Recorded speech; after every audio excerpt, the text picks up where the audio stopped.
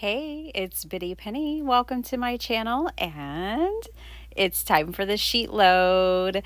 I'm so excited because my PIC Letty from Party Planner Papery is our guest this month, and so she will be making the sheet load, and I can't wait to see what she comes up with.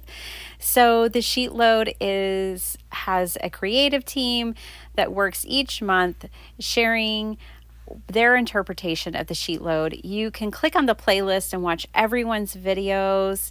It's so easy to follow along if you use that playlist, which is linked down below in my description. Definitely go check out Letty's channel, Party Planner Papery, and let's get into it. So this is the July 2024 sheet load of cards. It's a 5x7. And yes, I was so happy when I opened it up and saw a 5x7 for the sketch this month. Call Me Crafty Al is the place you have to go here on YouTube to get the sketch. It's absolutely free. Anybody can use it. And yes, I also use it for junk journaling now. And so keep your eyes peeled for a video later in the month where I share that. This month, I am using two printables from Tu Casa de Papel here are on Etsy, and she's also on Instagram. And I loved these two paper kits, and I'm making quinceanera cards, which is really fun and really different. I'm going to be doing a craft fair here pretty soon, and I think these cards, how many quinceanera cards do you see on the market? Not very many. So I think they're going to be perfect. Also, Yvette, who owns Tu Casa de Papel, has offered a free coupon code for everyone to use, which I believe gives you 20% off of her shop. And just need to type in my name, Biddy Penny, and the coupon code on Etsy, and you can get some savings. So what I'm doing here is identifying which parts of the ephemera I can use my paper trimmer for, and just cutting things apart. There's some parts of a kit that I think a Brother Scan and Cut is great for, or it's one of those great fussy cutting kinds of projects that you can work on sometimes when you're not feeling really creative and you just want to be in the craft room. Definitely some of this ephemera would be great. I actually hand cut all the ephemera in these kits, and it was no big deal, but I don't mind fussy cutting. I also printed up some full sheets that I used to make my strips out of. So these are the full sheets that I cut up, and some of them I scaled 4 to a page. I printed 4 copies to a page, and other ones I did a full page. I thought these pages were just gorgeous and perfect for these strips of paper here. I am going to do a busy background too. These cards are going to be full of detail. I took this pink lace page, and it comes like this, an 8.5 by 11, but I printed 2 copies per page, which is perfect for 5x7 backgrounds. If you ever want to try this, it scales the print down which in an ideal way for a card, plus it just sizes it just right so that you can get 2 5x7 card fronts out of one sheet of paper. I really love this trick for 5x7 cards when I'm using digital printable kits. And so you can see here, I'm going to trim these down slightly smaller than 5x7, but they would most certainly fit for 5x7 if you wanted it to cover the entire background without a border. I just always like a little bit of a border on my cards, so that's why I'm trimming these down. I can't wait to see what everyone does this month. I have a feeling there will be quite a bit of Christmas. Christmas in July, it's a thing. So I have a feeling we'll be seeing some Christmas cards from the collaborators this month. It's just always a surprise.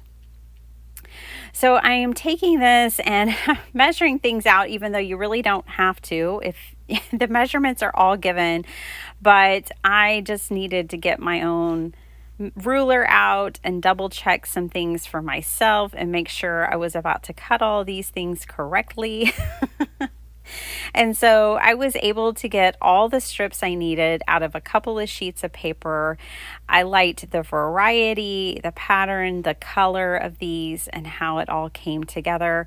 Most certainly, you don't have to have digital kits to make the Sheetload. It's just what I was choosing to use this month. A lot of people use patterned paper pads from all the usual companies. I just happen to really love digital kits as well, because just like this, you're able to find some themes and patterns that you just can't find from the big companies a lot of times. And I think that that's one of the things that I really love about using digitals is any kind of theme you can think of, you can typically find a digital kit for it on Etsy. So I have all my little strips and my bigger strips cut down.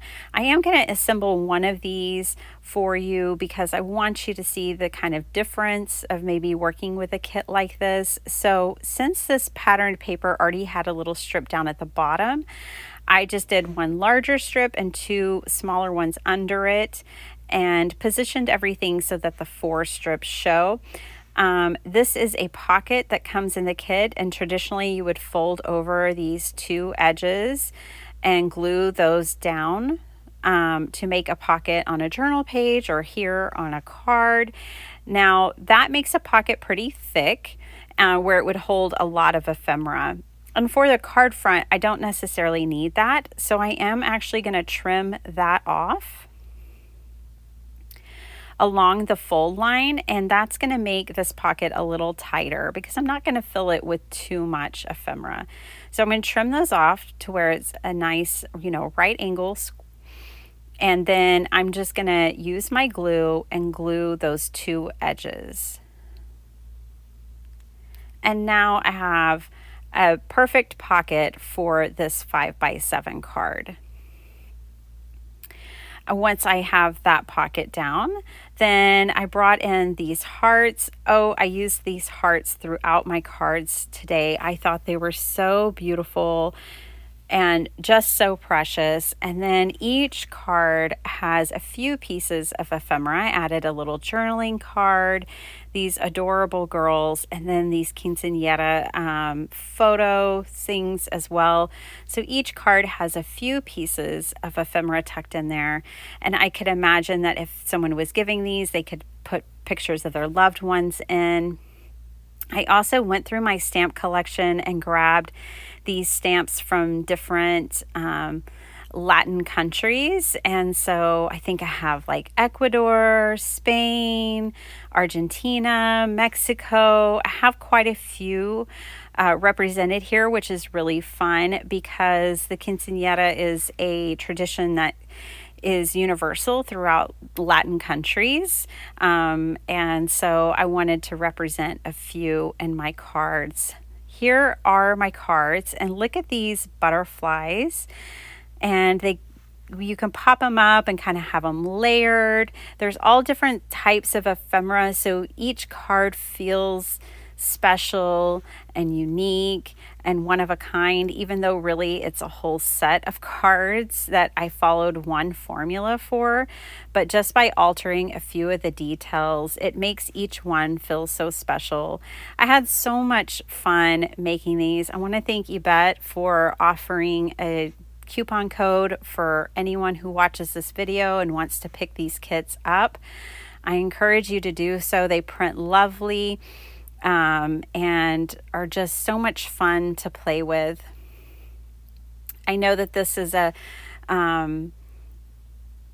different kind of theme, if you will. I know not like it doesn't even represent culturally my culture, but I think it's fun to celebrate other people's cultures and the beauty that's within them. And so I just had so much fun making these, and I can imagine them doing very well on my craft table. I live in Central Texas, and so I have a feeling that there will be plenty of people who will love an opportunity to get a special card like this for their young granddaughter or daughter. So yeah, it's just really fun, really different, and it feels very special. I wanted to come in and add lace and embellishments, but I didn't really get to. Will say that you can work on your sheet load throughout the month. You don't have to do it all in one day. You can take your time working with your sheet load each month, or you can make multiple sets. But I just truly love it. I love being on this team. I love having a brand new sketch to play with every month. I'm having so much fun incorporating it into my junk journals, and I hope you guys are enjoying that as well. And I'll see you next time. Bye.